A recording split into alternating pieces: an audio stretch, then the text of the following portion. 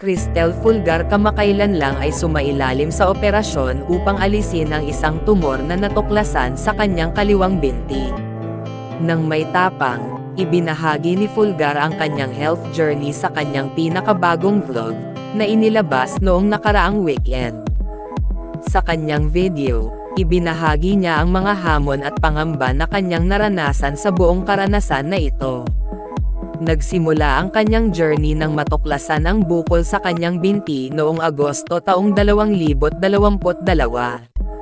Matapos ang biopsy, ito ay na-diagnose bilang schwannoma, isang uri ng tumor sa nerbyo.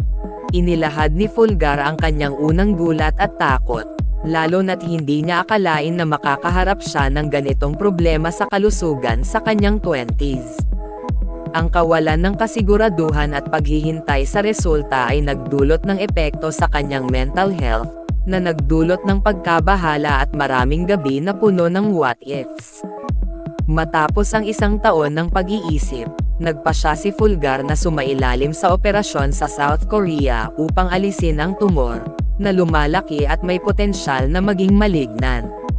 Pumunta siya sa Korea para sa operasyon, kung saan siya ay maingat na inalagaan ng kanyang kaibigang South Korean na si Suyak Ha.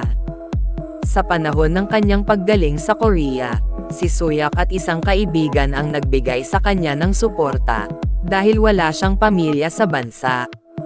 Ibinalita rin ni Fulgar na naranasan niya ang pula-pulang patches sa kanyang mukha at leeg dahil sa mga suspected allergic reactions mula sa isang MRI-injected formula.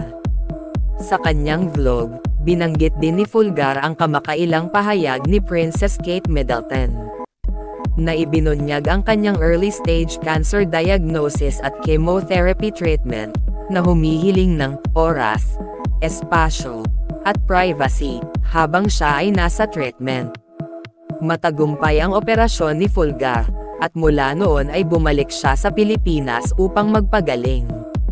Nagpasalamat siya sa kanyang mga taga-suporta para sa kanilang mga dasal at mga magagandang mensahe sa kanya sa panahong ito ng hamon.